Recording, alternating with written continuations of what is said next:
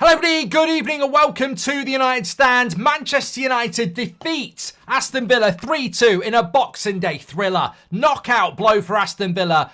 Christmas cracker for Manchester United. And I tell you what, that is without question our best game of the season. And some people would say, how are you saying that? But it is. I think that just typifies the sort of season we've had. But Ten Hag in. I mean, look, those players played for Ten Hag. If you're 2-0 down to Aston Villa, having lost to West Ham and Bournemouth a few weeks ago, this is the time where as players you go, we've got him. He's gone. He'll be gone by New Year. Get rid of him. Let's just try a little bit. Make sure we lose the game. And to see the players in the second half play for the manager, which I always say is playing for the fans. When players down tools against the manager, they're downing tools against the fans who follow this club day in, day out, at all hours. So it was great to see what we should be getting as standard from the players. But the big thing goes back to the preview we did on Christmas Eve. The big thing that won Man United that game today was dropping Scott McTominay. And I'm not individualising this in any way because McTominay scored some good goals for us this season and he came off the bench and he did a reasonable job and I think he can do that. But it's not about the individual, it's about the makeup of the midfield. When you look at United against West Ham, we can't transition from back to front.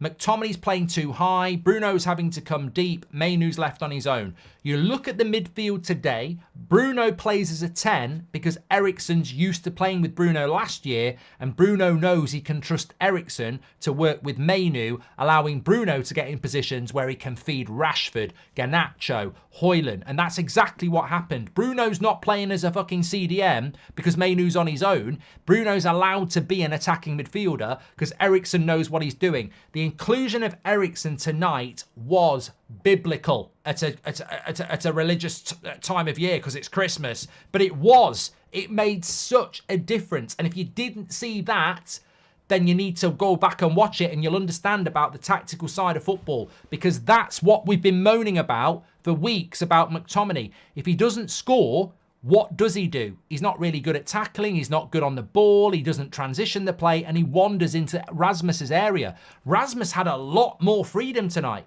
because McTominay wasn't in his area.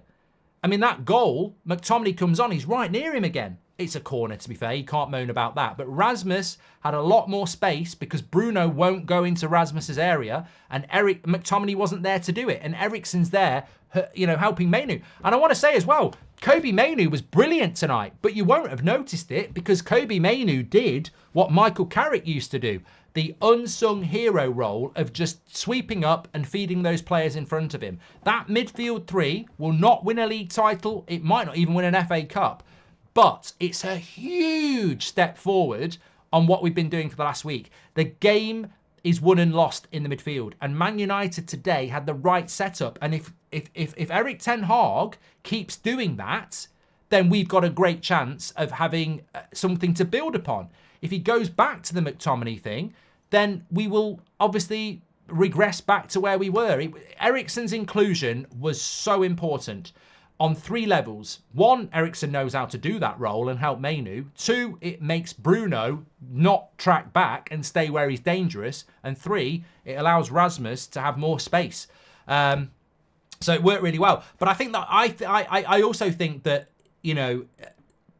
I know Beth was at the game and I know Kev was at the game and fans have got every right to do what they want to do. But the booing at half time, probably, they didn't agree with it, was probably wrong. But it's probably an accumulation of the state that the club is in and the results we've been having. Because at half time, we were no different in the last 15 minutes of the first half to what we were in the second half. We were doing the same thing. We're 2-0 down because we make defensive errors. We were, I think, the better team for most of that game, even in the first half. And it was about patience. And look, maybe the booing helped the players because they didn't down tools and it worked well. And look, the front three worked well. Garnacho scored 2 goals from the right-hand side with a natural right foot. And I think he was a little bit selfish at times and he should be looking for Rasmus more. But same with Rashford. That was an assist for Garnacho and I thought Rashford worked better as well. So the front three worked well. I thought Anthony did well when he came on. I thought Evans and Varane were brilliant together. I mean, Johnny Evans was superb. Dalot did a great job of overlapping and inverting out of position. Wan-Bissaka did okay. Obviously, we won't talk about Onana too much, but player ratings, links in the video description. We'll get onto those in a moment, of course. But look, my theory is with Manchester United is we've got loads to discuss about the future of the football club. But I'll go back to what's relevant to this game. Some people in the chat are still saying Ten Hag out. That's fine. That's your opinion. I'm sure there's a lot of United fans tonight who are a little bit pissed off deep down. Hopefully you enjoyed the game, but, you know, you were probably thinking at half-time, when the game's over, I can be there, Ten Hag out and put more pressure on. And once you've made that choice, I know it's hard to come back, but I would invite you back. I would invite you back as Ten Hag outers to get behind Ten Hag for the reasons I'm about to tell you now. You can easily come back and say, well, I was Ten Hag out because I couldn't believe what he was doing with that midfield with McTominay in it. And now he's changed it. It actually looks a bit better and we've played the best we have all season. If he keeps doing that, I'll get behind him. That's your way back on the bus. But secondly, and the most important reason to be Ten Hag in, is we've just done some weird ownership thing that none of us knows how it's going to work. But it's certainly not a new ownership model that's got hundreds of millions of pounds to spend. Sacking Ten Hag will cost you money. Replacing Ten Hag will cost you money. And the new manager comes in, what's he going to do with RASMUS, Onana, Mount, Anthony, and all these Ten Hag signings? It's chaos. We have to have a strategic review under the new footballing side of things, and Ten Hag has to be part of that. So I think that result tonight, if we'd lost that game tonight, and we lose to Forest at the weekend, maybe he's gone in the new year. But now, I think that win resets it, gives him a little bit more time, gets his feet under the table with Sir Jim and David Brailsford and Blanc, and we can start looking at this strategic review that is so, so important to Manchester United's future. I think this season, whether you sack the manager or you stick with the manager, FA Cup is essential. We've got to really go for that. Other teams will go for it as well. We've got to really go for that. And you look at the league table, we're in 6th now. I don't think we can get top 4 because I still think we're going to have a roller coaster. I think, you know, we could lose on Saturday. But I think it's what the most important thing is, and I'll always praise the players for this. You're 2-0 down at half-time to a team that's in a title race and you win the game 3-2. That should be a standard effort from United players. But I'm not going to dismiss the fact that they could easily, we've seen them do it under Jose. We've seen it do them under Ollie. You know, there's not been comebacks at half-time. To come back in that situation was incredible. And I'm really happy with it, especially at this time of year. I've got a few chats to read, but yeah. So just on that, there was a couple of other things I wanted to say as well that I'd wrote down before the game. Rashford playing on the left wing. I mean, obviously we're going to give Rashford's player rating in a moment, but look, I think it was a brave decision by Ten Hag, and you could say that Rashford against West Ham was abysmal, shocking, embarrassing. You know, the lack of almost effort, I think we described it as on Saturday, was a disgrace. So to be given a starting position on his favoured position after that at the weekend, you go, well, that's brave from the manager to give Rashford a reward for such a crap performance.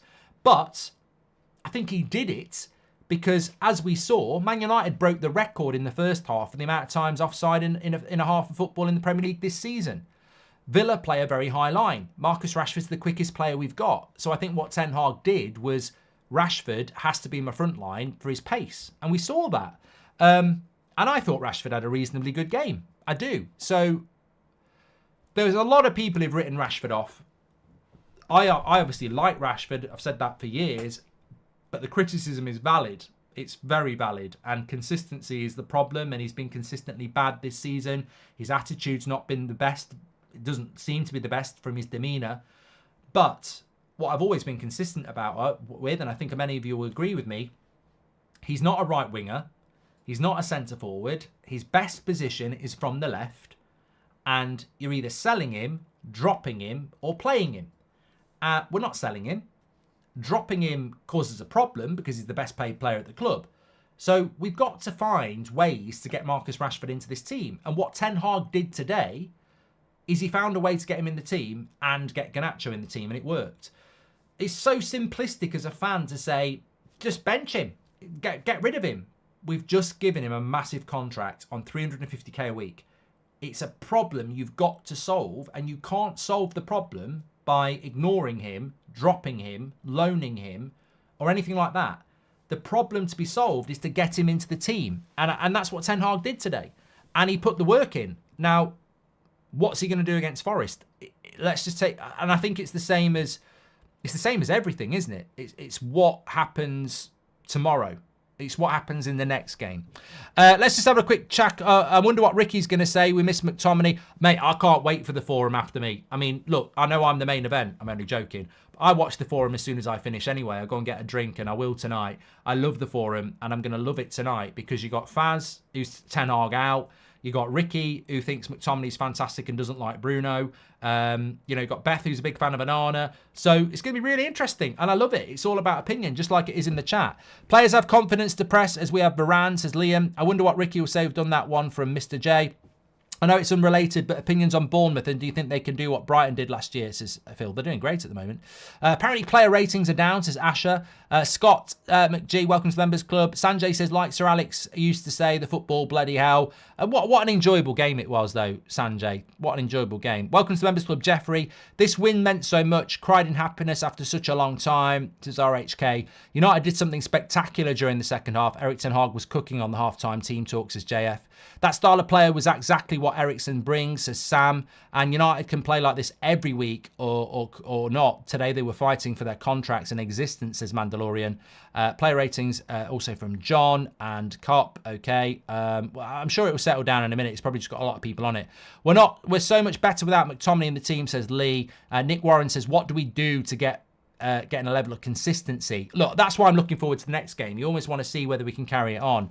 Ten Hag got it right tonight, but still a lot to do, says Bilk. Oh, 100%. 100%. James says, fair play United, you played so much better. And Dan says, appreciation for Mainu. Oh, well, we've spoke about it, Dan. Fantastic performance.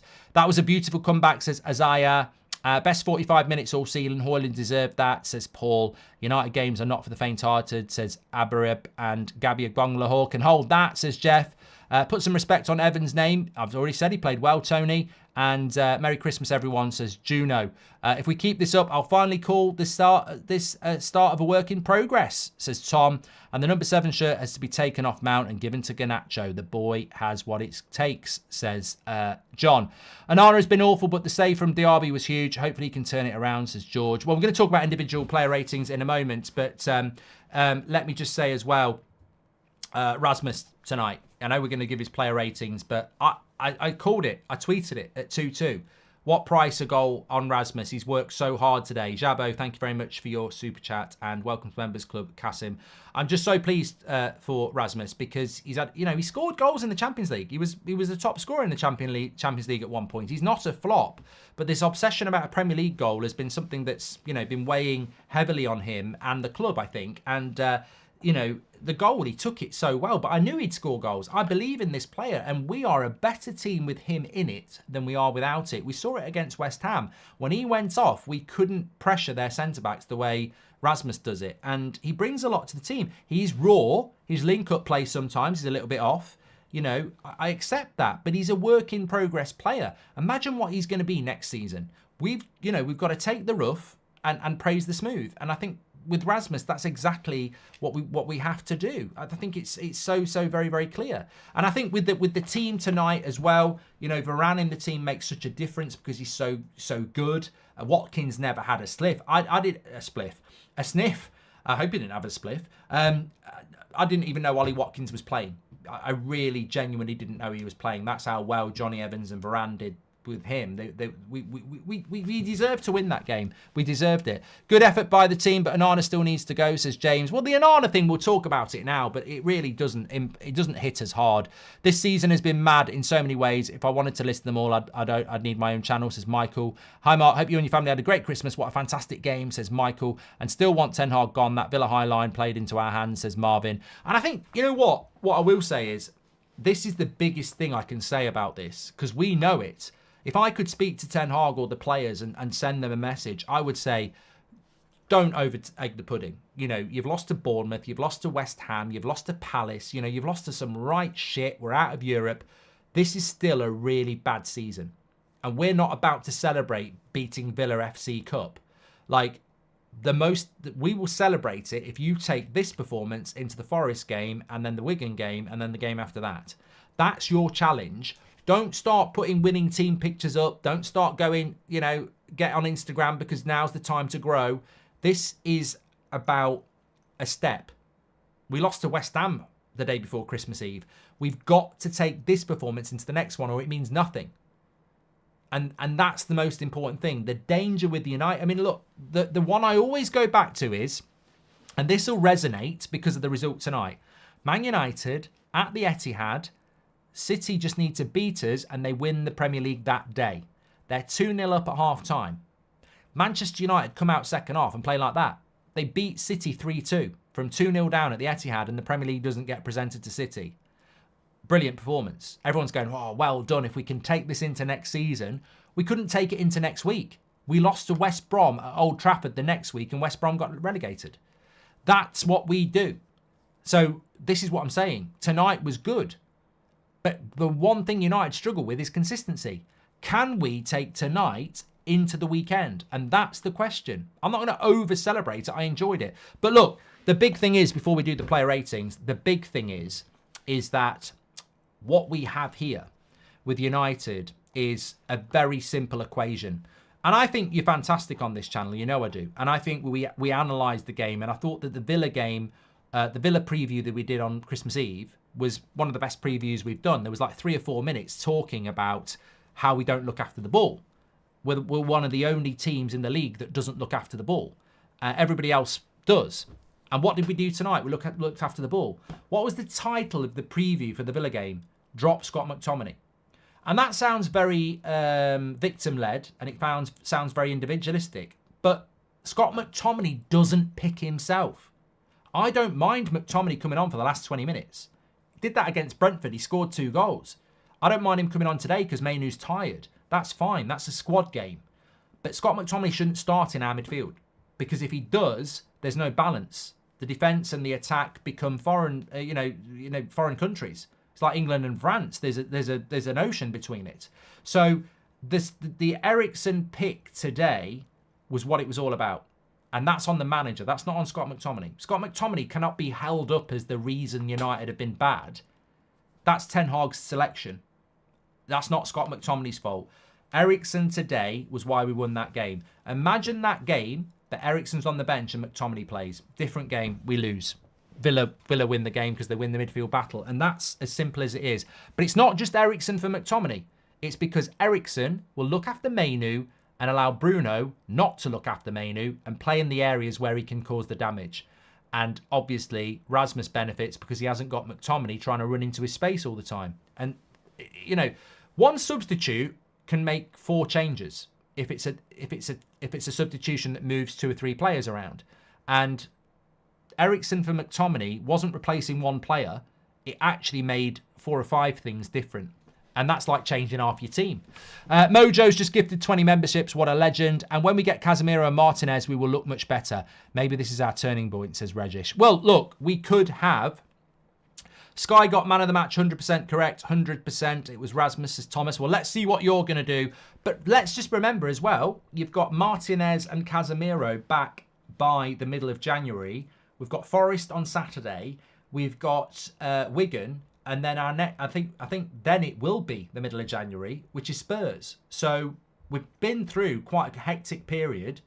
We could be 6th in the league, beat Forest, stay 6th in the league, and then get Casemiro and Martinez back, maybe get something in January to help us. Look, you've got to try and be positive, but I will agree with the negativity that we've got to be consistent, and that's something we've always struggled with.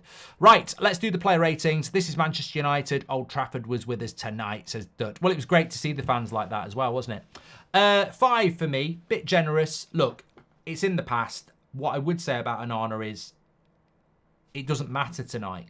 But it's very rare that you're 2-0 down in a game and you get to come back. I think Ten Hag needs to have a long, hard chat with him because we're out of Europe because of him. We're losing games because of him.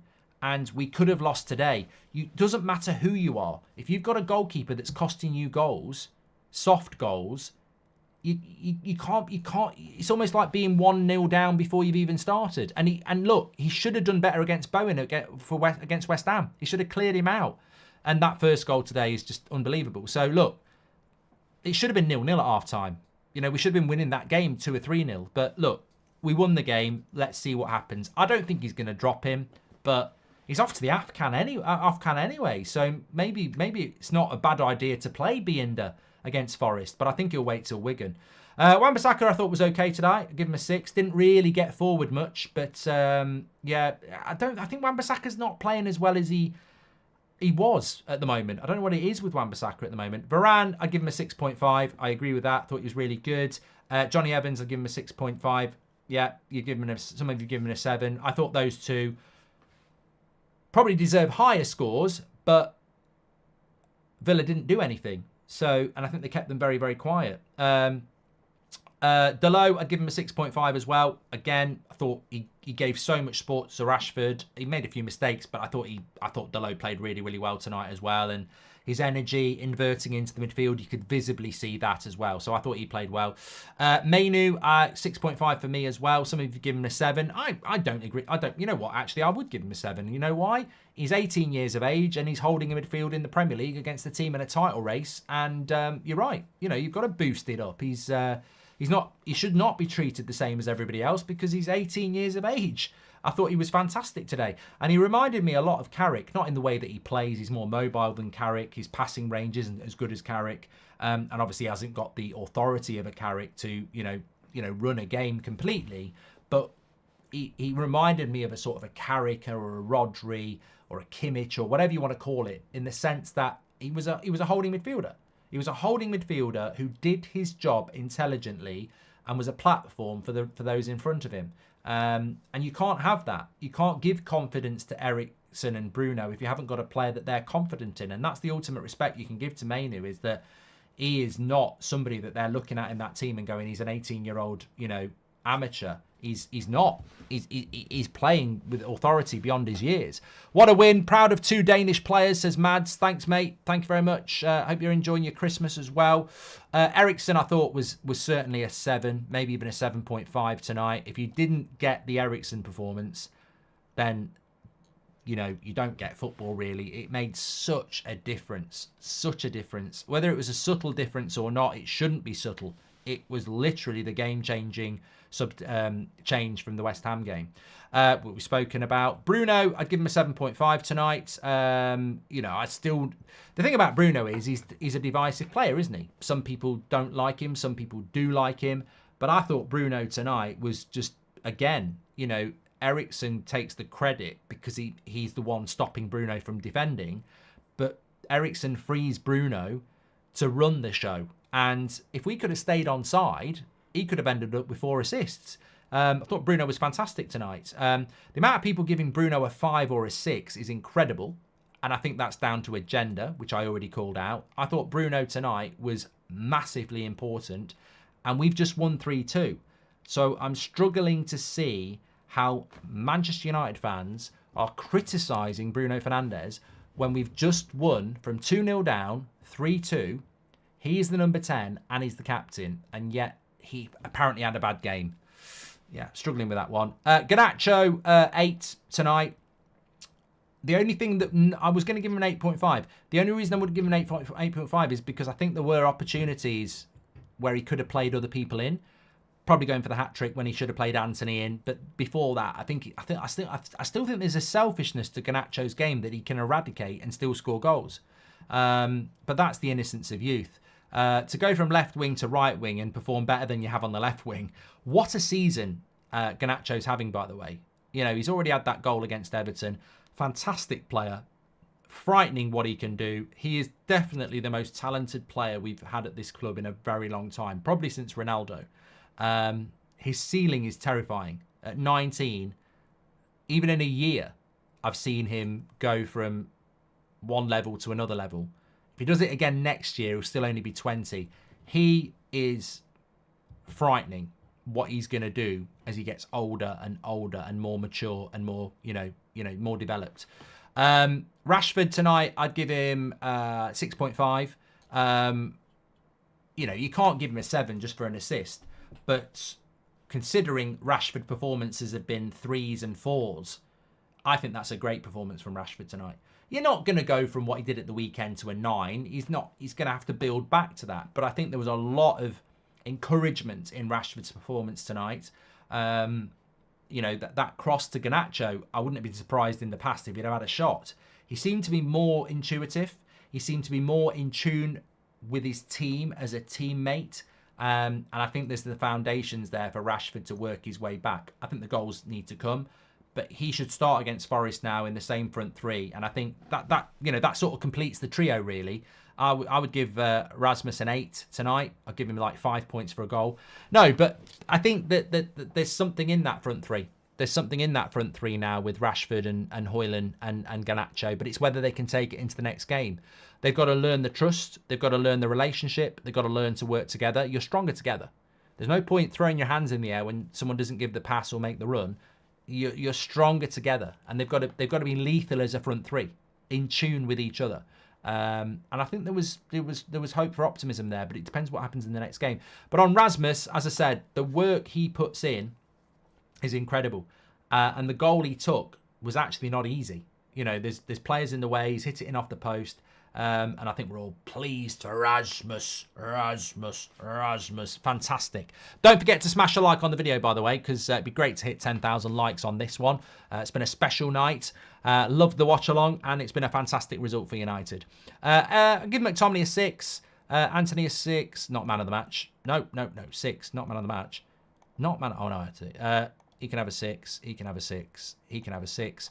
My man of the match is going to be... I'm going to give it to... I'm just going to be completely and utterly transparent and biased and give it to RASMUS. We'll move on from that.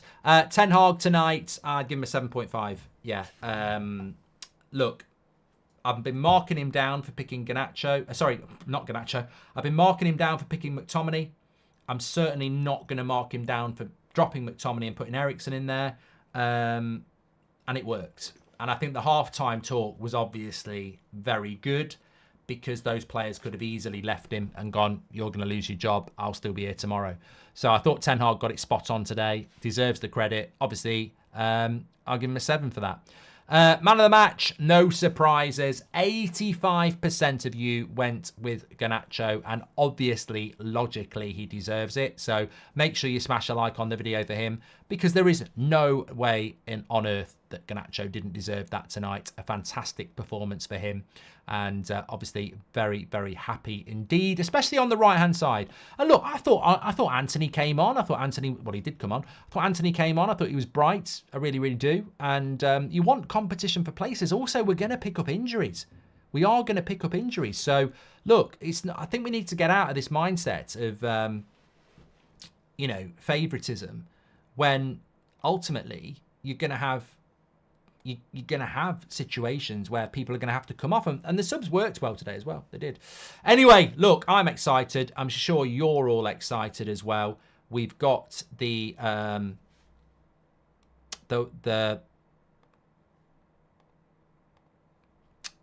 not what we got for you?